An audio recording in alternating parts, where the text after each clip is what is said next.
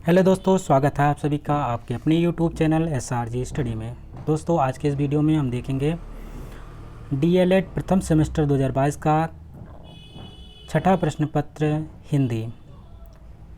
जैसे कि आपको पता है, हिंदी का किस प्रकार से प्रश्न 2022 में पूछा गया था। प्रीवियस ईयर क्वेश्चन पेपर है आपका, और आपको इसको करने के लिए घंटे का समय मिलता है और सभी प्रश्न करने अनिवार्य होते हैं।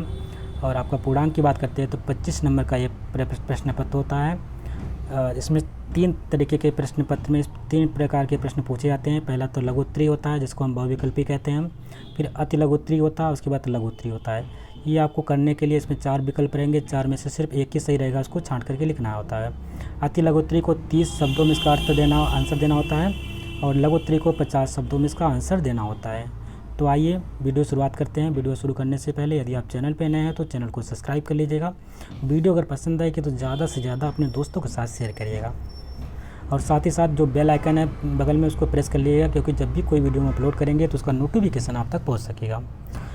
एक बात और है, यदि आपको पूरे इससे जो आपका पेपर है 2022 का प्रीवियस ईयर, 2023 का प्रीवियस ईयर का first year second year, first year semester, second semester, third semester, उसका सोल्यूशन चाहिए तो आप कमेंट बॉक्स में कमेंट कर दीजिएगा, पूरा सोल्यूशन आपको मिल जाएगा।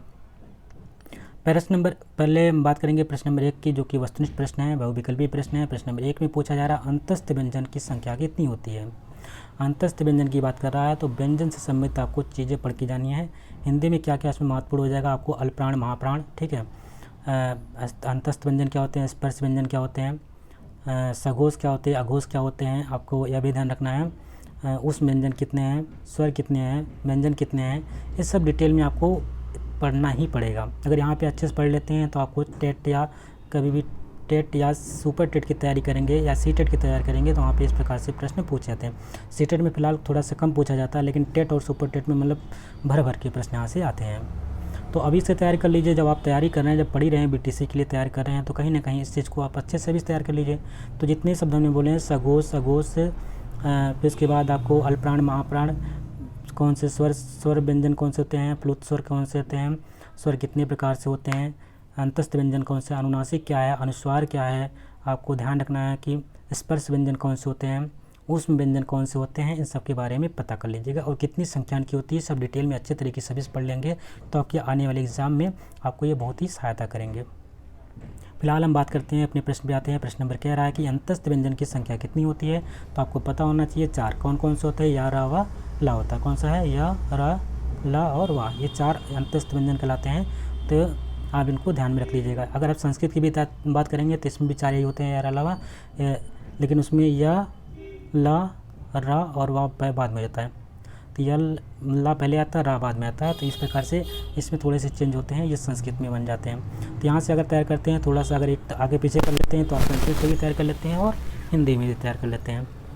अगला है स्पर्श व्यंजनों की संख्या। स्पर्श व्यंजन की बात करते हैं। पहला ऑप्शन है 24, दूसरा है 25, तीसरा 33 और चौथा है 51। तो आपका राइट आंसर कौन सा हो जाएगा, ऑप्शन नंबर सेकंड बिल्कुल सही है, 25 होते हैं, ठीक है।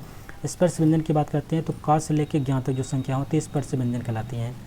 और उसके बाद 33 होते हैं, 33 या 25 कन्फ्यूजन हो रहा है, देख लेते हैं, कन्फ्यूजन को दूर कर लेते हैं। उससे हमारे कितने वर्ड होते हैं, 52 वर्ड होते हैं।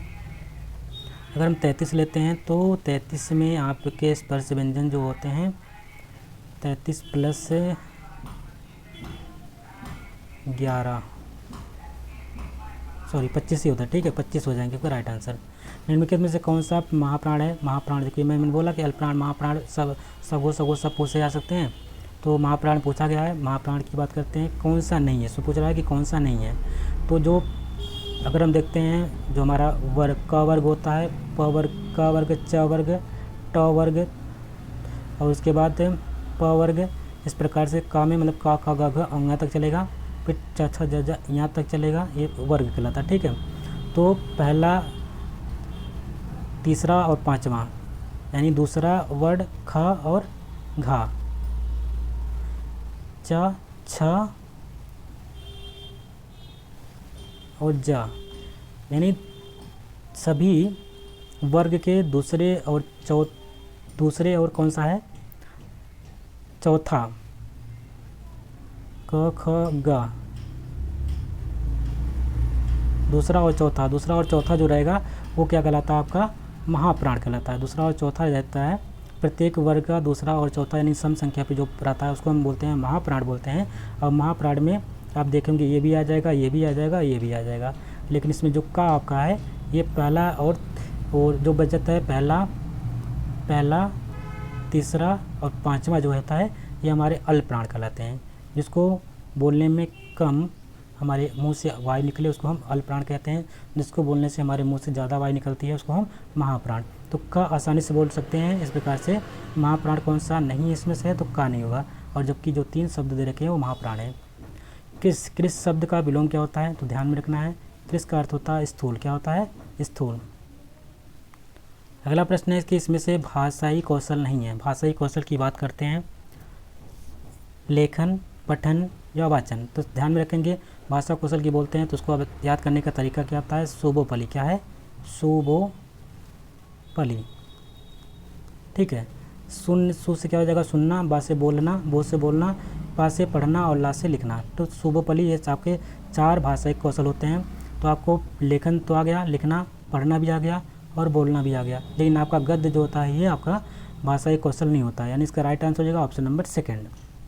अगला प्रश्न है अति लघु उत्तरीय प्रश्न पूछा गया है ह्रस्व स्वर किसे कहते हैं। जैसे कि पता है ह्रस्व स्वर, दीर्घ स्वर और प्लुत स्वर 3 प्रकार के स्वर हैं। तो जो स्वर ह्रस्व जो दीर्घ स्वर से बोलने में दुगना जिस समय इसमें लगता है उसको हम ह्रस्व स्वर कहते हैं। जिसको बोलने में दुगने समय लगते हैं उसको हम ह्रस्व स्वर कहते हैं। ये आप कह सकते हैं, उसको उदाहरण दे सकते हैं। अगला प्रश्न है सुधा एवं पंकज का अर्थ बताइए। इसको क्या कहते हैं सुधा, जैसे कि सुधा का अर्थ होता है अमृत, तो उसी प्रकार से पंकज क्या होता है क्या कमल को कहते हैं। तो आप लोग इसको बता सकते हैं। कारक किसे कहते हैं, कर्ता कारक का चिन्ह बताइए। जैसे आपको पता है कारक चिन्ह होते हैं संस्कृत में भी होते हैं, हिंदी में भी होते हैं, जिनकी संख्या 7 होती है, एक में 8 होती है, किस में 7 होती है, किस में 8 होती है, ये आप लोग सर्च कर लीजिएगा फिलहाल। अब बात करते हैं कर्ता कारक की। तो कर्ता ने, ठीक है, कर्ता क्या होता है कर्ता ने कर्म को, अगर कर्म शब्द आएगा तो को हो जाएगा। ठीक, कर्ता ने कर्म को करण से संप्रदान के लिए अपादान से अलग होना।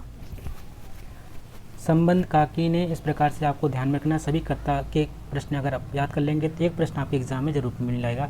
और यहाँ पे एग्जाम में नहीं मिलेगा, आने वाले एग्जाम टेट के लिए भी इंपॉर्टेंट होगा, सुपर टेट के लिए भी इंपॉर्टेंट होगा। अगला प्रश्न है अभिव्यक्ति के साधनों के नाम बताइए। अभिव्यक्ति के साधन कौन कौन से हैं इसके बारे में बताना है। विराम चिन्ह का आशय स्पष्ट कीजिए। जैसे कि विराम चिन्ह होता है, इसे यहाँ पे दिख रहा है आपका कौन कौन से विराम चिन्ह होते हैं। इसे यहाँ पे पूर्ण विराम, अल्प विराम, आपका उद्धरण चिन्ह, प्रश्नवाचक चिन्ह, ये सब विराम चिन्ह होते हैं। तो कौन कौन से विराम होते हैं, उनका आशय क्या होता है, इसके बारे में आपको लिखना है। मॉन्टेसरी विधि का उपयोग कब किया जाता है, इसके बारे में लिखना है। अगला प्रश्न है कि लघुत्तरीय प्रश्न में पूछा गया है शिरोरेखा किसे कहते हैं, 2 उदाहरण देते हुए समझाएं। शिरोरेखा की बात करता है तो शिरोरेखा के बारे में बताइएगा और उसके 2 उदाहरण दे दीजिएगा।